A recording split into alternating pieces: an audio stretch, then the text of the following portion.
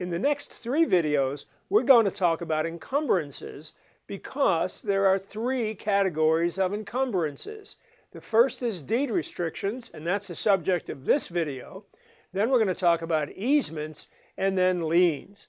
So let's get right into deed restrictions. So what are deed restrictions? Typically, they're restrictions placed on the use of the property by the subdivision developer or by a private owner. They're also known as restrictive covenants, covenants and conditions, or CC&Rs, which stands for covenants, conditions, and restrictions. And they cannot violate the law or public policy. And the best example of this is fair housing violations. So here's a deed restriction on a subdivision here in Tucson. This subdivision is known as Williams Center, and this subdivision and deed restrictions were placed in 1936. Now I know you can't read that, but I'm going to blow up that portion there. That portion says, no part of the property shall be sold, conveyed, or leased to any person of African or Asiatic descent, or to any person not of the white or Caucasian race.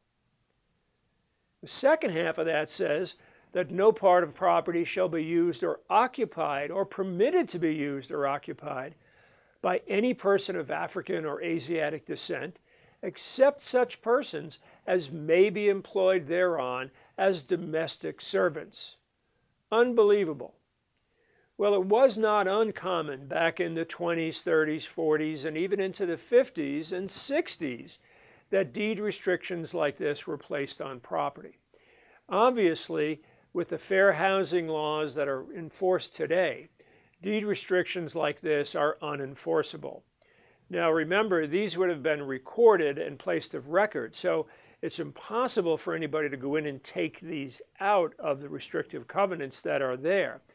But if these restrictive covenants or similar restrictive covenants are on any subdivision, then the federal fair housing law and state fair housing laws would render them unenforceable. Thank goodness.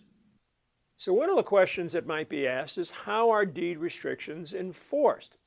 Well, since they're placed on the property by a private party, a developer or an individual owner, and they are not governmental limitations on use, then the way that they would be enforced, typically if parties couldn't come to agreement, is by going to court and getting an injunction against the person who was violating the deed restriction. For example, let's say that someone in your neighborhood where there's a deed restriction against building above, let's say, 15 feet, someone built a structure that extended up to 20 feet. Well, if there's a homeowners association, hopefully the homeowners association would take action against that person. But let's say there was no HOA. In that circumstance, you as an adjacent property owner or any property owner who was subject to those deed restrictions would probably first go to that person and say, hey, you built this a little bit higher than the deed restrictions allow, so you might want to think about changing your plans.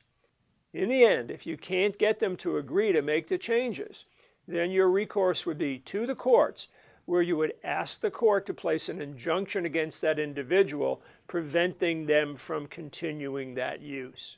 Now, if zoning ordinances conflict with a deed restriction, the most restrictive always applies.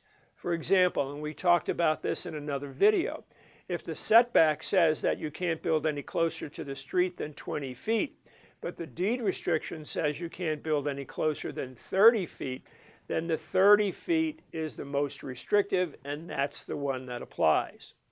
If the zoning allows chickens, but the deed restrictions prevent chickens, then you have to abide by the deed restrictions.